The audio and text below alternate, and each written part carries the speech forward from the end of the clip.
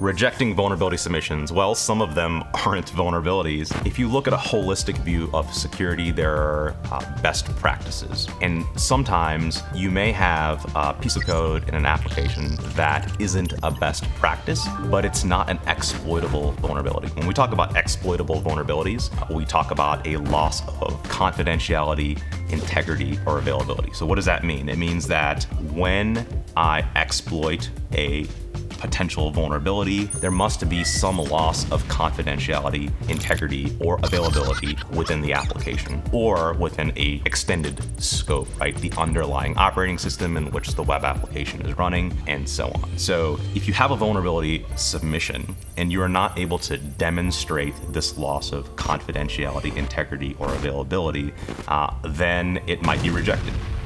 Another reason is because it's a theoretical vulnerability. So like, for example, you may have a function within the application that generates a random number. And if you have access to that random number, you can gain access to the web application, or let's say administrator access. However, the generation of this random number might be infeasible, or guessing that random number might be infeasible. You may have to send millions upon millions upon millions of requests to guess that number correctly. So let's just say you have an endpoint that will return a response if the random number is correct. So let's say you get a true versus a false. You're writing a script and you're guessing this random number, so you have a bunch of guesses and it keeps going false, false, false. Let's say you have to do that and it's gonna take you years to guess the number correctly. So we call this an infeasible attack. It would just take too much time for an attacker to leverage. Now, in many of these cases, the application can be improved, right? So let's say the random number that's generated is like 4 alphanumeric characters or 5 or something like that. It may not be ideal. We go back to this best practices notion.